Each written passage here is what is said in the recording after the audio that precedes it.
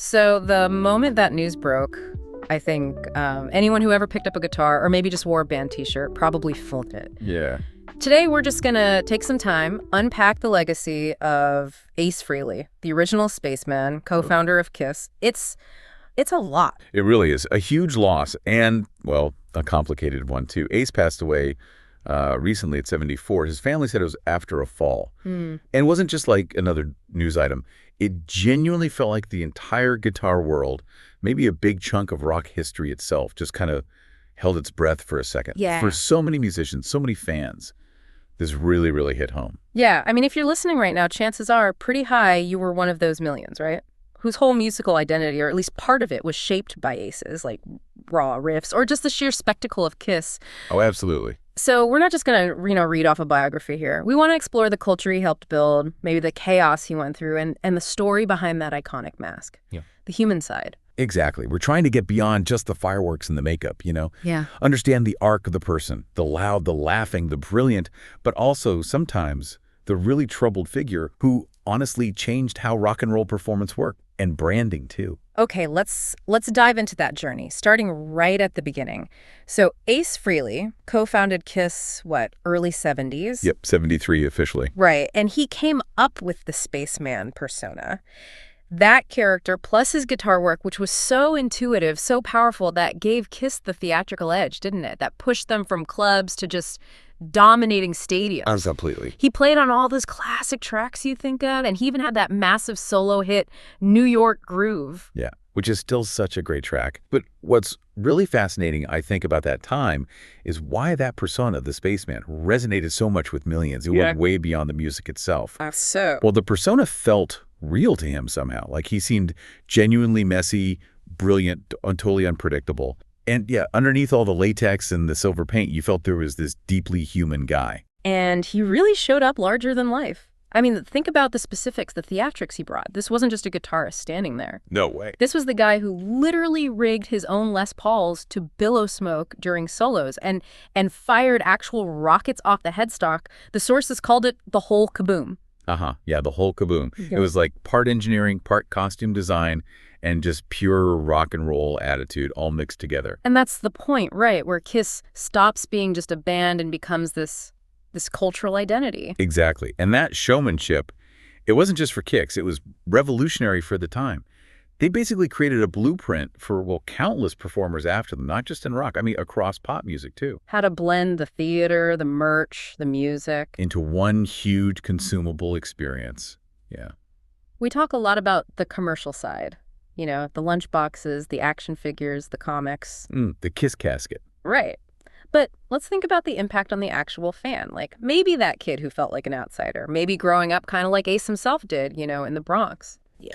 Seeing this character, the Spaceman, shooting rockets off his guitar, maybe that gave them permission somehow to step outside the everyday world. I think it absolutely did. That visual identity, it was powerful. It offered this escape hatch into something bigger, something way more dramatic. It was like role model energy, but for the people who didn't quite fit the standard mold. You see tributes pouring in, like Tom Morello calling Ace his first guitar hero. Exactly. And that's not just about the notes he played, right? It's the attitude, the total commitment to the spectacle. It was this huge affirmation for anyone who felt a bit awkward or, different. Bands like Rush, Pearl Jam, they all acknowledged his influence too. But there's always that question, isn't there? All that spectacle, the focus on the image. Did it sometimes distract from the music itself? Critics, notoriously, often dismissed Kiss, even while the fans worshipped them. That's a great point. Yeah. And it's kind of the central tension of Kiss's whole career, isn't it? From a purely musical, technical standpoint. Yeah, maybe the stage props could overshadow the musicianship for some people. Right.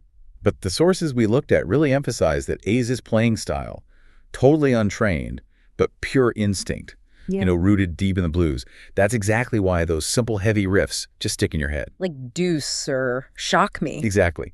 Critics might be dissecting scales and modes, but Ace was all about raw feel, about immediate impact. Those riffs are just elemental rock and roll. The spectacle was just the delivery system, getting that music to an audience that was absolutely ready for something explosive. Which kind of leads us neatly into the explosive side of his personal life, too. If the first part's about the spectacle, the second has to be about the human cost, right, of keeping up that larger-than-life thing. Definitely. We have to touch on the darker stuff that's woven into the Ace Frehley legend, the repeated struggles with addiction, the car crashes, even on-stage accidents. Absolutely. And the whole rock star myth loves to romanticize that kind of chaos, doesn't it? But when you really look closely at the sources, those stories often hide some really deep pain and, frankly, loneliness. Ace's life had these incredibly dangerous moments, like that infamous stage electrocution back in '76 in Florida, I think. Yeah, Lakeland, where he grabbed a railing that wasn't rounded. Right, grabbed a live rail, got thrown backward across the stage. It was something like a 40,000-volt shock. Just insane. And the story goes he wanted to go back on and finish the show after, 10 minutes. Yeah, that level of, I don't know if it's dedication or denial, maybe a bit of both. Yeah. It's kind of terrifying, honestly. It really speaks volumes about the pressure, right? The psychological pressure to just keep being the spaceman no matter what. Totally. And Ace himself, he admitted alcohol was a huge, huge downfall for him. He also talked pretty openly about feeling overshadowed sometimes, by Paul Stanley and Gene Simmons, who are maybe more media savvy, focused on the business side. Exactly. More focused on the band as a business. And that feeling, maybe feeling undervalued, plus the sheer mental and physical grind of constant touring. Yeah, that tour bus world, it becomes this tiny, isolating, repetitive bubble. It's like the perfect storm, isn't it? For self-medication to just spiral into really destructive cycles. It's such a stark contrast. You've got the spaceman shooting fire, playing to 20,000 people, embodying power and freedom. And then the person behind the mask is maybe feeling isolated, dealing with huge creative and personal stress, feeling lonely. It's, a devastating paradox. It really is. But here's where the story takes that turn, right? This is the really crucial part, I think. The part that defines his last few decades. His story doesn't just end in tragedy. It becomes this important example of resilience. It absolutely does, and that's so important. Despite all those years, those decades of difficulty, Ace quit alcohol. That was back in 2006. A huge step. Massive. He got sober, and that decision really seemed to let him re-engage fully with his music, with his art. His memoir, New Regrets, came out later, became a bestseller. Right, I remember that. And it dives deep into all the turbulent stuff, for sure, but ultimately, the focus is on the success of his recovery, his reinvention, and that whole journey, the struggle, the fall, and then the fight back. That's arguably the most hopeful, the most essential part of his whole life story. It really shows that even after the absolute wildest struggles, change is possible. Growth is possible. So let's pivot then to the lasting impact, culturally. We've talked riffs, we've talked spectacle, but let's get into the community he helped build, the Kiss Army. Ah, yes. The Kiss Army. You really can't understand Ace's legacy or Kiss's legacy without talking about them. Kiss wasn't just a band, right? It was this whole movement. And it fundamentally changed how rock music interacted with its fans. It created this ritualistic community. And it's fascinating how that community worked. Like on a social level, it wasn't just about buying the records or the T-shirt. Not at all. It was about belonging. The Kiss Army gave you a space where you could totally embrace this other identity. Put on the face paint, go to the shows, and just genuinely not be judged. And think about it, especially for teenagers, trying to figure out who they are. And Ace was always incredibly popular with adolescents. That kind of communal belonging. It really cuts down on isolation. It gives you structure, it gives you ritual, and honestly, that's a massive mental health positive. It helps you build your identity, but in a safe, shared space. It's like permission, again, permission to be loud, be theatrical, find your tribe through this shared love of this incredible kind of rough around the edges sound. Exactly. When I listen to Ace's playing now, it just sounds so honest, so untainted by technical snobbery or trying too hard. That's the magic of his style, isn't it? It's raw, it's completely unpretentious, and it absolutely proves that feel, that instinct, matters so much more than just knowing all the theory. He put melody in the solo, and that emotional connection, that's what you remember as a listener. It's like a direct line to the heart of rock and roll. And apparently that genuine spirit, he came out backstage too. Lots of sources mention his laugh, this really distinctive, infectious laugh. Kind of reinforces that idea. Behind all the antics, there's just a person who really wanted to connect with people, make them feel something. So as you look back on this whole journey, the spaceman, the struggles, the resilience, what really stands out to you about that balance? How do we remember him? I think what stands out is the complexity.